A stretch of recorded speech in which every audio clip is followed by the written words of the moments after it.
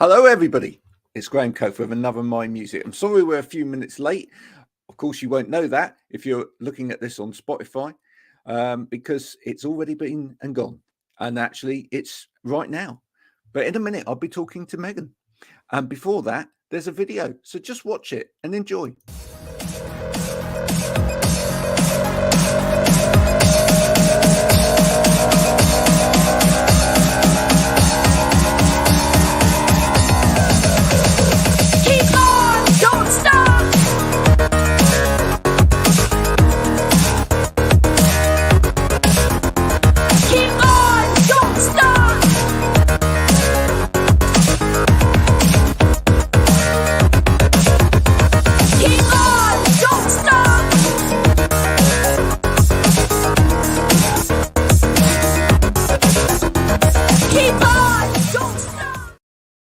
And there you go, the wonderful Analog Trash. And if you've forgotten to buy someone a Valentine's gift today, don't worry, don't panic. You can still do that. You can go to Analog Trash and you can buy your loved one the gift of music.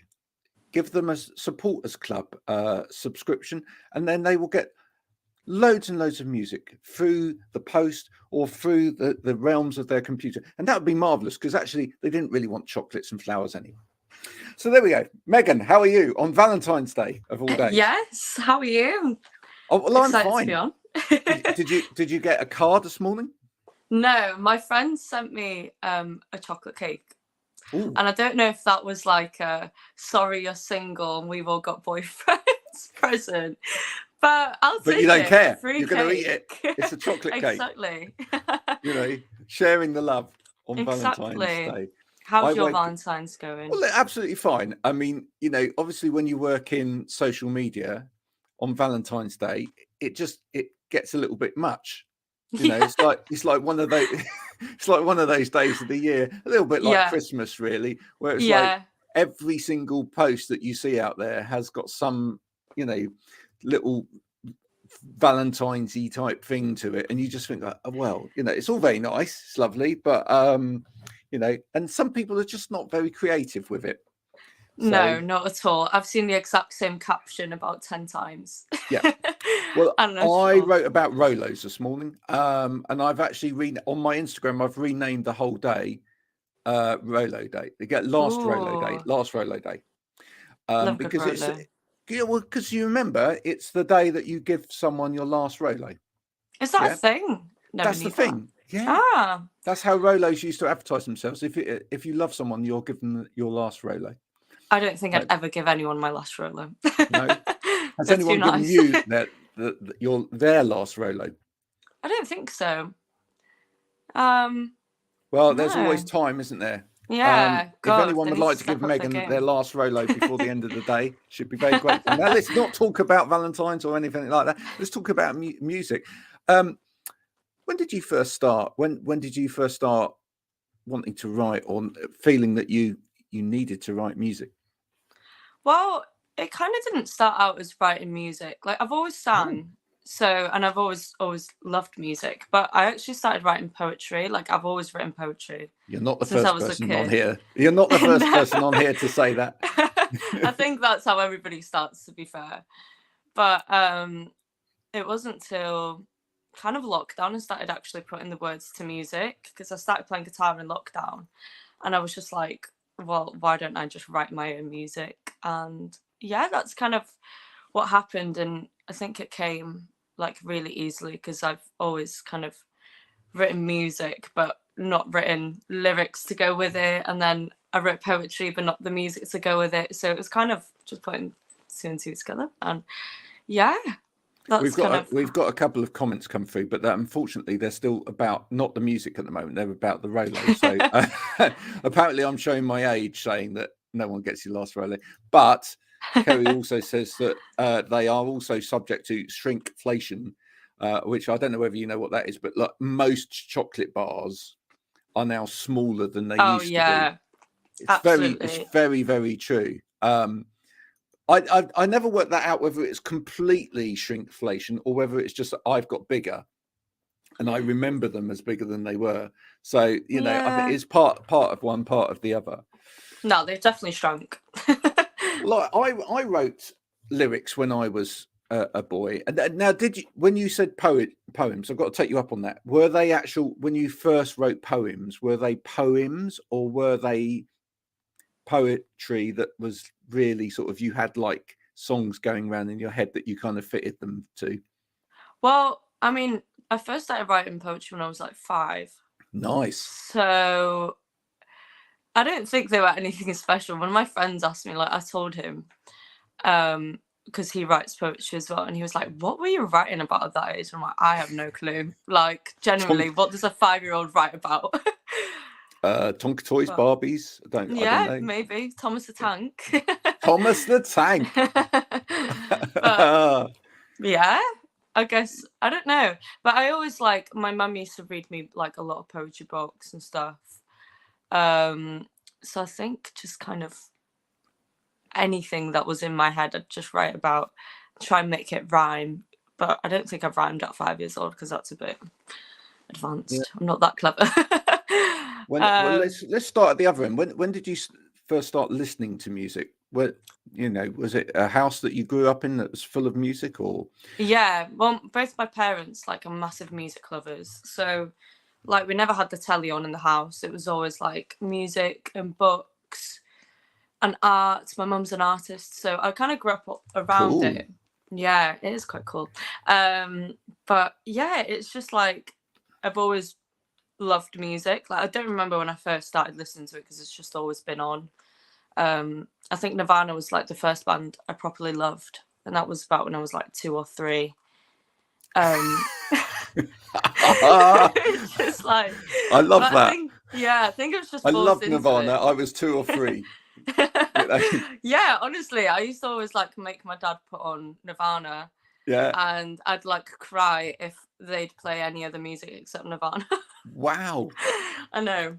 What a brat. Did you drum to it? Did you? I mean, what? I was a headbanger. You were headbanging to it. You weren't sat there like. Da, da, da, yeah. Da, da. Yeah, fantastic. Bit of air guitar. I love it. Yeah. And when did your taste sort of deepen out from there on in, sort of through teenage years, or did you go off into a pop direction at any point? I did go into pop when I was about 8. I was I loved like Jessie J and like JLS and all that. But I think that was because like what my friends were listening to, like in school. So I thought, oh, that's the cool thing to listen to, which it was. It was so cool. Like I love it. It's not about the money though, is it? No. No pun intended.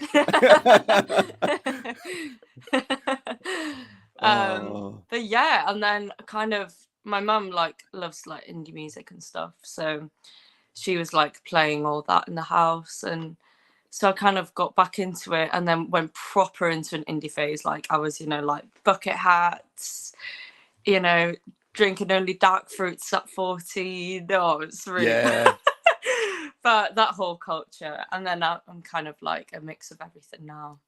Just anything I like, I listen to. So. Oh, I like this, Kerry. My daughter sang a song at the reception going away party, age 4. I'm a teenage dirtbag. All the others were just singing nursery rhymes. Exactly. All the coolest people. I think so.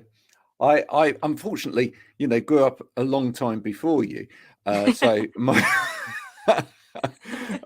and I'm reminded on a regular basis by my wife actually that my birthday song is absolutely dire.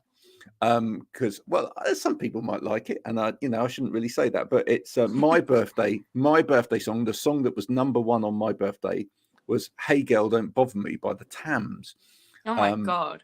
Yeah, that is mad. That's a real. Whereas hers is "Eye of the Tiger." Oh, that is cool. But now, yeah, it does. It trumps it completely. What do you remember? What your birthday song was? I have no clue. No, it must have been like Britney Spears or something. Britney. Which, We'll look it up after this. I know. I'm actually intrigued. I don't know how I don't know that, because I feel like I have a lot of like useless information, and I feel like that would be That's an useless should be top information. of the list of useless information that one Yeah, should be carrying around with you in your head. So honestly. when you got So started getting back into the indie stuff, because you're in a way you're kind of sitting there now, aren't you? yeah.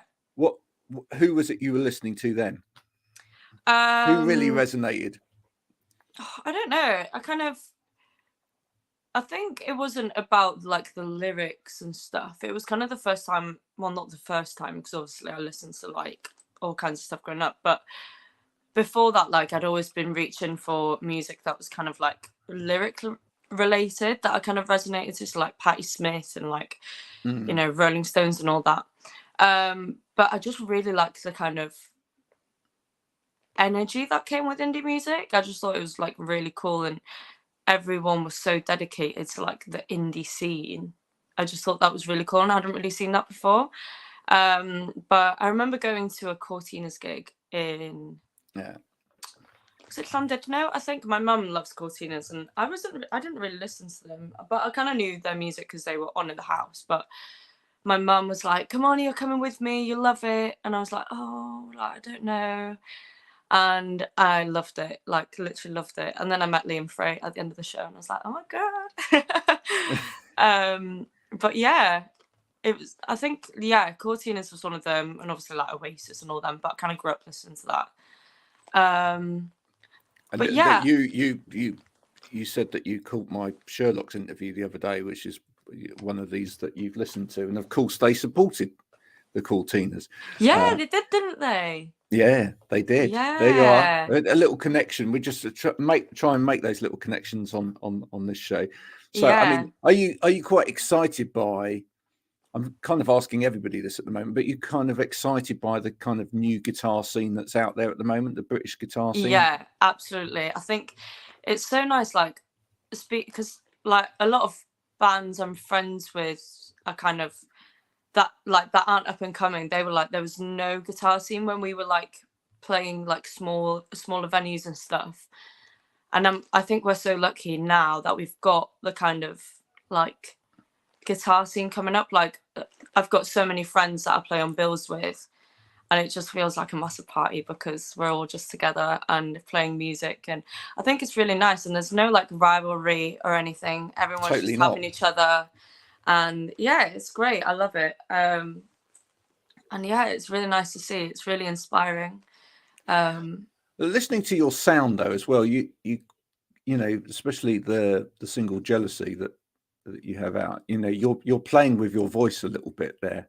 Yeah. You know, in terms of effects and everything else. I mean, in a way, although that is quite indie, you know, it reminds me a little bit of some of the stuff that was on 4AD at one point, etc. I don't know whether you ever followed that, but it was also, I think you're also quite akin to some of the more sort of electronic type music that's out there, like people like Zola Jesus, etc. Have you ever followed people like that? Like that? Kind of, not like intentionally, I guess, but I've always like, you know, been aware of it. And yeah, I think like inspiration wise, it's always been people like PJ Harvey, Elastica, Sharon Manhattan, Patti Smith, all them, which do kind of like dabble in that electronic vibe. So yeah, I think so. It's kind of like dark undertones to it. But, yeah, you know, with some light coming through, you know. Yes. So what's the inspiration behind writing now? What, you know, you've kind of left the 5-year-old lyrics behind, you know. what are you writing about? A lot of different things actually. I've been recently writing more about moving away from Anglesey, which my next single actually, which is coming out in I can't say when, but soon, very soon. Sorry, I We're can't gonna say slip when. it up there, and I was like, oh. But watch this space because it will be soon. It's very soon. Yeah, so that's kind of about moving away from home and not really sure like where, like feeling like I don't know where I'm meant to be in the world kind of thing. So yeah, I'm writing more about that, but like I think as well I kind of write a lot like soppy love songs. Which obviously, I mean, I'm 18, so it's like kind of I don't know, I don't have much life experiences yet to write about. Do you think So growing up, you grew up in Anglesey, did you? yeah. Yeah. Do you think that's kind of shaped your songwriting so far? Do you feel like you've always been longing to get out in a way? Yeah. Well, that's Not kind in of a what nasty way, but it's No, definitely. I mean, I love Anglesey. It's like my favorite place on earth. But yeah, I've always wanted to kind of get out, like, because it's not really a place for creative people, I guess. And that's kind of what the next song is about. It's about like me really wanting to get out of Anglesey and then going somewhere and then not liking it. Yeah. But just like not realizing that it takes time to kind of adjust to somewhere. Well, it's a beautiful different place. It's a beautiful place, isn't it? Yeah, And I absolutely. think it's a little bit like where we are here in Somerset. Yeah.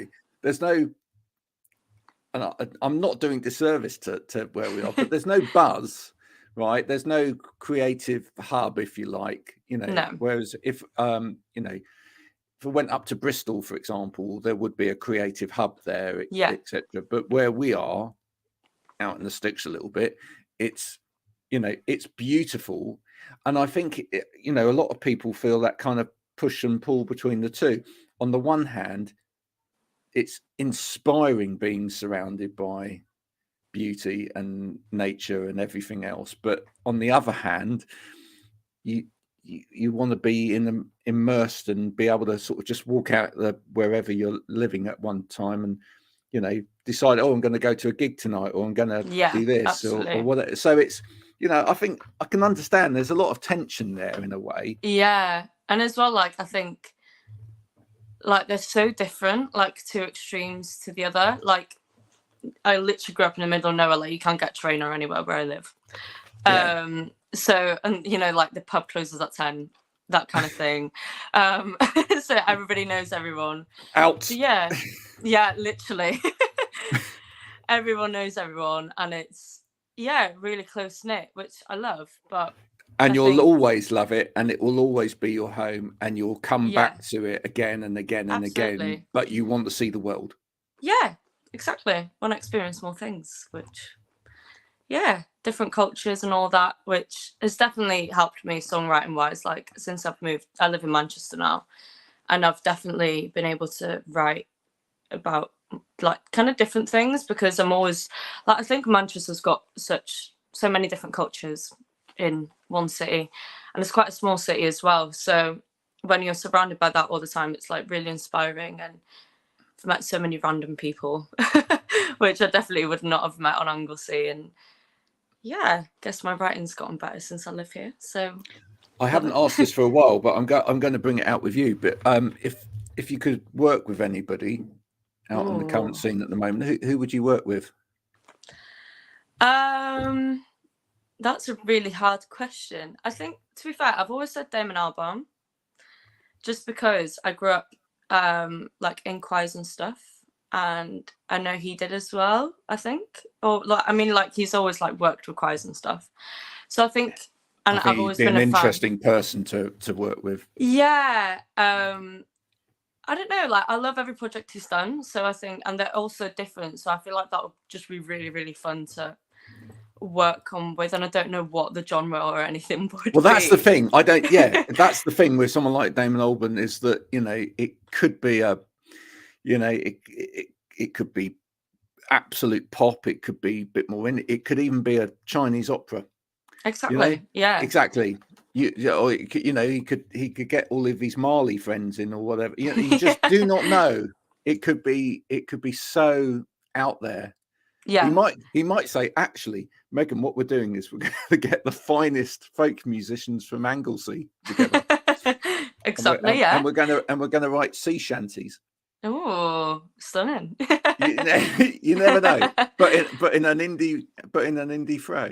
It could be something like that. But that's there. That I guess it's learning from a mind that's very diverse like that. And definitely. Yeah, I kind of grew up around like a lot of like all the musicians in Anglesey. I feel like are very diverse, like in because there's not really like if you're a musician in Anglesey, you kind of do classical stuff as well. Right. And I think he's kind of like that, which I think is really cool. So yeah, I think it would be really, really interesting if I ever got to work with him. Oh well, we'll tag him I in. mean, Damon, if come on, you're, Damon. yeah, come on, Damon. What are you waiting for? You haven't been to Anglesey for a while, have you? Sadly. Was it the last time was 1986? Was it? Come on, time to get back out there again now. Before my time, come on. He'll probably comment and say, actually, I was there last week. I was buying a little new fishing net. Yeah, his holiday home. What is your ambition for the rest of 2023? What are you up to? I'm on tour next month, which I'm really excited about. Get your tickets if you haven't already. God. I'm going to Stockton, Manchester, Nottingham, London, and Cambridge. So I'm really excited. I've never been to Cambridge before, so I'm intrigued. It's very nice. It's very nice. Yes. Yeah, I've heard good things, and apparently there's quite like an up and coming music scene there at the moment. So I'm excited to see what that is all about. Got some very nice pubs. In Cambridge, yes. Good Guinness anywhere. yeah, I think it's fine. Very, very nice eateries in Cambridge. I think you'll be fine. Yeah, I'm really excited. That's all. Now, I have to say, the only thing that I dislike about that list is it's all very over there, and of course, it's not taking into account the West Country. I know, and we get missed off so many times. Sorry. Well, I'm not going to Wales or anywhere on this tour, which is really strange. Yeah. But I don't book where I go. They just kind of send me a list, and I just go, okay, I'll do that. So yeah. So next time, folks, whoever's booking it, I know. Bristol or Exeter, please, on the list. There you go. I've had a lot in Bristol actually, which I was kind of surprised about. I've never been to Bristol either. So wow.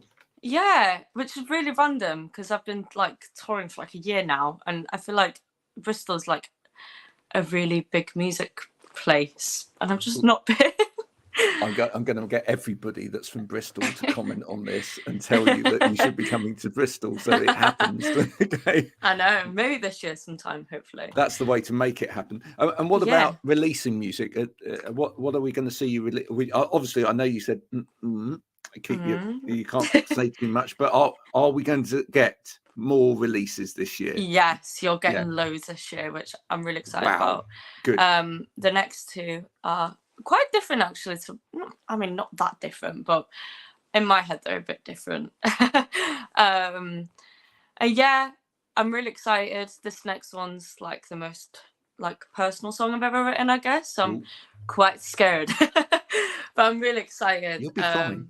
Yeah, it'll be fine. But yeah, I am really excited for all the songs. I'm really proud of them. I think it's kind of my best work yet. So yeah, I'm excited. So there, I think 3 or 4 songs this year, maybe 5 if you're lucky. So next year we might even get a whole album. Maybe an EP. Maybe an EP. Yeah, looking somewhere else. Yeah. But do you feel, as a younger artist, do you not feel the pressure to make an album like these days, or no, not really. I don't know. I think with an album, or for me anyway, I just feel like it needs to be the absolute right time, and yeah, I just don't think I'm there yet.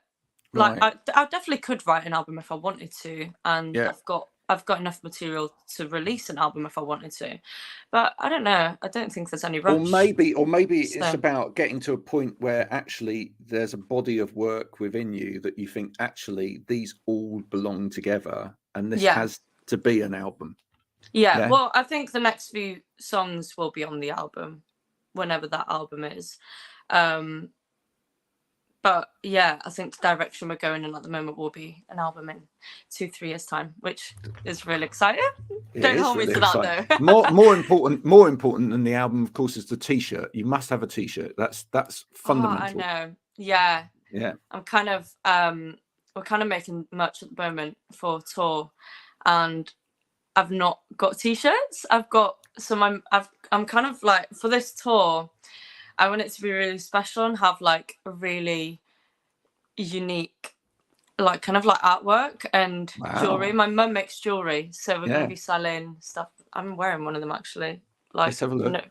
no Oh, promo yeah. intended. I don't know where my camera is. Well, But and now that's quite similar to the painting behind you. oh yeah, I made that. There you go. Where is it? There. Yeah, but yeah, but yeah. So we're not doing t-shirts and stuff, which I don't know if people will be like, "Oh my god, no t-shirts!" But oh well, it is what it is. I'll tell you what you should do then. You should get your mum along on the tour. She's coming. Well, yeah, exactly. So she could actually, for a price, she could actually paint a t-shirt live. Yeah. There you go. Oh my god, yeah. I'll throw that idea out and she'll be like, Yeah. So no. people can just bring along a white t-shirt or a black t-shirt, and she will do a piece live onto their t-shirt. How about that? That would be so cool. That would be so cool. For the right price, of course. That would be cool. Really cool. Yeah. You could become the artist where all of your fans have limited edition t-shirts. Yeah, well, we were gonna do like limited edition t-shirts. But we're gonna save it for the like releases, because that would be cool. But so there is t-shirts coming this year, but not on the tour. There we go. Megan, it's been a pleasure talking to you today. Thank you for having me. Your music's fantastic. Thanks. I wish you all the best in the future. Do come back at various points and talk about releases when releases happen, etc. And and maybe bring your mum in as well, so that we can talk about her art, because that is this one of hers behind? That's mine. I made that. That's yours. Yeah. Well, fantastic. I wanted her to make it, and then she was like, "No, make it yourself," because she had loads of stuff to make. I love your mum already. But I was really impatient. You just make it yourself. You can do it. But it was actually quite simple. I'm just really impatient when it comes to waiting for paint to dry. So yeah. But she's not impatient when it comes to waiting to release an album. She's going to take her time. She's going to make sure it's brilliant. When it does release in 2 or 3 years' time from now, it will be absolutely perfect. And hope so. And we'll all buy it, and it will be a masterpiece. Thanks. Yeah. But please don't turn up like someone did to the Brits when it all happens, dressed like Darth Vader has farted in a costume. I mean, it's just what is all that about? What is that about? Honestly, my friends are all fashion students, and my best mate's a stylist, and she's styling me for festival season. And she was like, "Oh, I hadn't seen it," and I went down to hers in London on Saturday because it was her birthday, and she was like, "Oh, I found you like something to wear for festival season." I was like, "Oh, buzzing! Like, what is it?" And she showed me a picture of him, and I was like, and I couldn't tell if she was joking or not. And I was like, "Oh, I don't think I'll be able to play guitar in that." But the thing is, you can just replicate that whole look for a fraction of the price by going down to Balloons R Us down the road. Yeah, bin bag and put balloons in it. Does the job. It looks exactly the same. Yeah. Oh dear, you've been. He pulled it off. Yeah, totally. Totally. Listen, you've been so much fun to talk to today. Thanks so much for coming for on having My me. Music. Please, everybody, do check out Megan's music. The best place to go to check out your music is Spotify, Apple Music, Deezer, Amazon Music, all of them. And follow all her the big on the ones. socials as well. And keep abreast and do go and see her live if you're in any of those places. Yes, please. Stockport, London. I've forgotten the rest of the list. Do go and see her, and it will be a fantastic thing. I'm looking forward to when she comes closer this way, and then I'll go and see her as well. Yeah. Megan, Thanks for being on My Music today. Thank you for having me. Have a lovely Valentine's Day. Oh, yes, thank you. Bye for now, everybody. Bye for now. Bye.